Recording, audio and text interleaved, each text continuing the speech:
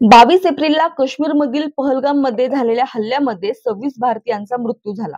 22 April मधील दहशतवादी या हल्ल्यामध्ये यावेळेस दहशतवाद्यांनी पर्यटकांना लक्ष्य केलं आणि हा हल्ला ज्यावेळेस पाकिस्ताननी केला आहे असं ज्यावेळेस लक्षात आलं त्यावेळेस मात्र संपूर्ण भारतामध्ये एक रागाचं वातावरण होतं. यावेळेस संपूर्ण भारतीय भारत सरकारकडे या हल्ल्याचा प्रतिशोध घ्या, या हल्ल्याचा बदला घ्या अशी मागणी करत होते. त्यामुळे भारत यानंतर कोणती ऍक्शन घेणार याकडे तमाम भारतीयांचं सोबतच संपूर्ण जगाचं सुद्धा लक्ष लागून राहिलं होतं.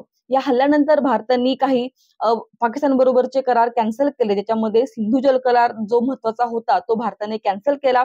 सोबतच सोशल बॅन सुद्धा त्यांनी पाकिस्तानवरती भारताने आणला आहे. 7 मे रोजी संपूर्ण भारतामध्ये मॉक ड्रिलचं आयोजन करण्यात येणार आहे. मॉक ड्रिलचा सराव घेण्यात येणार आहे असं तमाम भारतीयांना आणि संपूर्ण जगाला भासवून भारताने मध्यरात्री पाकिस्तानवरती अचानक हल्ला केला आणि या हल्ल्याला ऑपरेशन सिंदूर असं नाव दिलं. हा हल्ला पाकिस्तानमधील 9 दहशतवादी तळांवरती केला गेला. या हल्ल्यामध्ये त्यांनी कोणत्याही सैन्याला आणि कोणत्याही पाकिस्तानी नागरिकांना इजा होणार नाही अशी काळजी घेण्यात आली होती आणि हा हल्ला फक्त दहशतवादी तळांवरतीच करण्यात आला होता. या हल्ल्यानंतर मात्र संपूर्ण भारतीयांनी आनंद व्यक्त केला आणि हा बदला घेतल्याचा एक आनंद संपूर्ण भारतीयांच्या मनामध्ये त्यावेळेस भरला होता. भारतीय सैन्याने या हल्ल्याला ऑपरेशन सिंदूर असं नाव दिलं होतं. बुधवारी या हल्ल्याबद्दल प्रसार माध्यमांना माहिती देण्यात आली होती आणि ही माहिती देण्याची जबाबदारी सैन्याच्या 2 महिला अधिकाऱ्यांना देण्यात आली होती.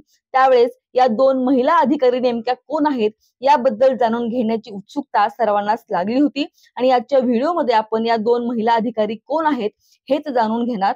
यामधील पहिली महिला अधिकारी आहे ती म्हणजे कर्नल सोफिया कुरेशी.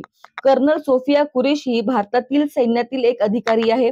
2016 मध्ये पुण्यात बहुराष्ट्रीय फील्ड प्रशिक्षण सराव झाला होता. FTXच्या फोर्स 18 मध्ये अनेक देश सहभागी झाले होते. भारतीय भूमीवर आयोजित करण्यात आलेला हा आतापर्यंतचा सर्वात मोठा ग्राउंड फोर्सेस सराव होता.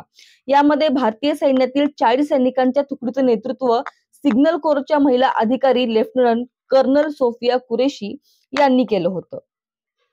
त्यावेळेस इतक्या मोठ्या बहुराष्ट्रीय सरावात भारतीय सैन्याच्या प्रशिक्षण तुकडीचं नेतृत्व करणाऱ्या त्या पहिल्या महिला अधिकारी ठरल्या होत्या.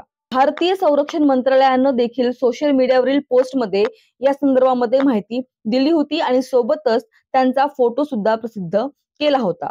सोफिया कुरेशी मूळच्या गुजरातच्या आहेत. त्यांची बायोकेमिस्ट्रीमध्ये पदव्युत्तर शिक्षण त्यांनी घेतलेलं आहे. त्यांच्या कुटुंबाला सैन्याची पार्श्वभूमी सुद्धा आहे. 1999 मध्ये सोफिया कुरेशी वयाच्या 17व्या वर्षी शॉर्ट सर्व्हिस कमिशनद्वारे भारतीय सैन्यात आल्या होत्या. 6 वर्षे त्यांनी संयुक्त राष्ट्र संघाच्या शांती सेनेमध्ये देखील काम केलं.